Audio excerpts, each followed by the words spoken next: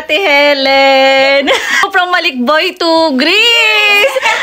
At ang kanyang napakabait na friend, si Tita Norly. Hello, taga saan ka, Tita Norly? Batangas. Ako ay taga Chaong. Saan, Quezon? Opo.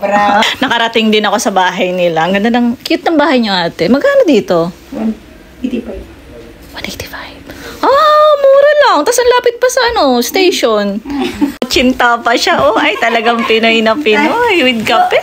Hello, Tita Mary. Shout out sa mga taga Malikboy. Ang cute ng kanyang house. Oh. Dito lang din yan sa atin. Cute.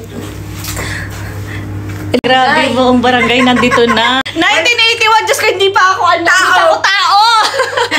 Ginagawa pa lang, hindi pa nga eh. Buong barangay ng Batangas. Nagulat siya sa akin yung height ko.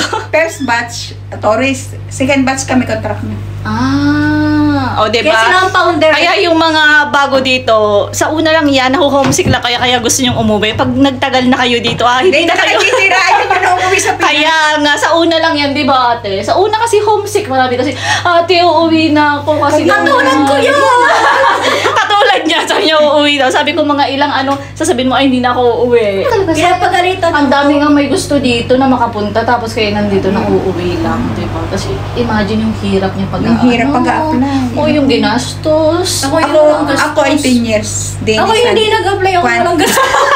Nag-Taiwan pa ako ng 8 years. Nagtrabaho sa Taiwan. Yan ay nag-uuli na sa Rome, sa Italy. Oo, yun ang kagandahan pag nandito kayo sa Greece, magagala nyo ang Europe, no? Ako lagi monthly sa siya siguro nagalanan niya lahat kasi ang tagal niya na dito. Magagala nyo ang Paris, Italy, ano pa ba? Germany, di ba kasali din Germany, Netherlands, New Zealand. So, ako hindi pa, wala pa akong pera pang gala. Di ba? Coffee is life. May pansit dito lang pala ako makakain ng ganitong pansit. Buti na lang nagpunta ko Ate Helen. Salamat po.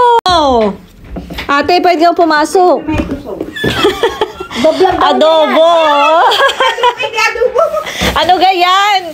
Lutong Pinoy. Mechado. Wow. Look. O, diba? Ganyan ang mga kababayan natin Pilipino dito sa Greece. Pero mas marami, mababait talaga yung mga kababayan natin dito sa Greece. Oo naman. Tamo si ate, nagluto talaga siya. Para sa hapunan sana nila, sinama na ako. Meron pa nga turon, gagawin turon. Yan naman, hindi binabalot. May turon pa. Nasaan? So, hello sa mga taga Batangas. Wala na palang manonood sa Batangas sa barangay nila kasi nandito na lahat sa Greece. Ate, 1981 pa si ate dito. And halos yung mga kabarangay niya sa Batangas. Nasa 500 na sila. Nasa 500 na sila dito sa Greece. Ganun Dadating pala sa 100. 185 euro. Parang nasa center na rin to. Nakapanood ka ng yung mga anak. Yan yung room. Kitchen. Diba? Shout out sa mga taga Malikboy, yung mga pare nakakakilala. Hello, mga fathers! Kami nagkita dito. Meron ako mga friends sa nasa Malikboy. Ano kaswerte nito ni ate? Siya ay... Hindi, ang dating trabaho ko, mas malaking sahod. Oh, magkano? Pero mo yung ganitong edad, sumasahod pa ng 80,000. 80,000 na. 80 to 90? 80 to 90 dito. Siya lang ha, baka mamaya sabihin na naman ng mga manonood na taga, siya lang. Iba-ibang sahod dito sa Greece kasi. Baka kami mautangan nyo pa. Wala kami pera. Lahat. Kaso nga lamang, ako oras ng dati. Siya ay 9 to 5 lang, tapos hanggang Friday yung pasok, 1 to yung Tapos sahod. uuwi na siya sa hapon. Tapos uuwi siya sa hapon. Kami hindi. Hindi. Kami ay naka-live-in. Darating din kami sa part na ganyan. Hindi, dadating dito yung part na yan. Sana. Ako'y... Pero mo kami naka-live-in, magkano rin ang sahod, tapos ilang oras? 12 oras. 24. Nako. Ano nyo nga naman ang rap na rin diba? Daig pang sampo. Daig pang sampo ang naka, Pinuputol niya?